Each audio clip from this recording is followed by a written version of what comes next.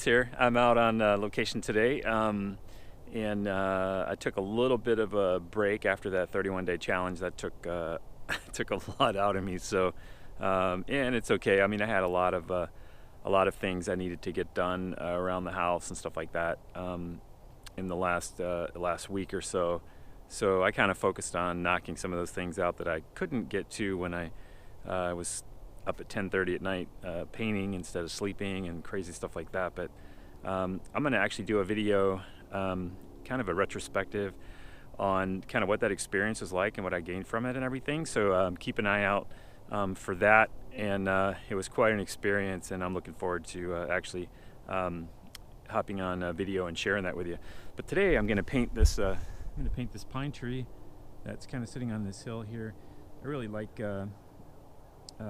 just the sense of kind of distance here with that tree line that's off in the distance, and I may put a break in this tree line to the left. I think I'm going to position that pine on the to the right side of my panel here, and see if I can't make something cool happen with this. So I'll get a sketch going and get cranking. All right, let's do it.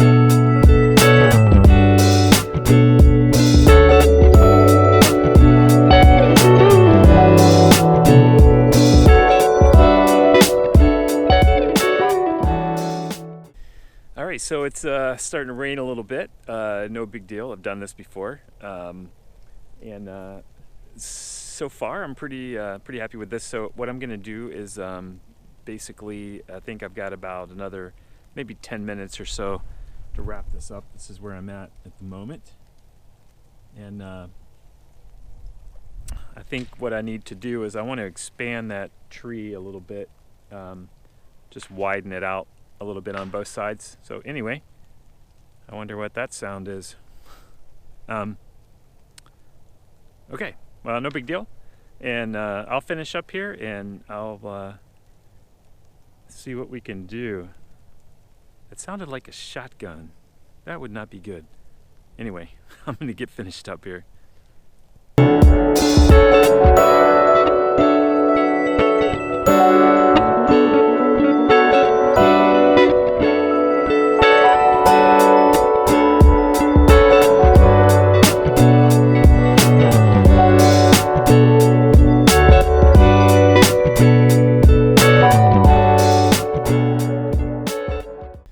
Alright, so I'm all wrapped up here, and thanks for checking out my video as always. And don't forget to hit that subscribe button and share it if you like it. And I will catch you later.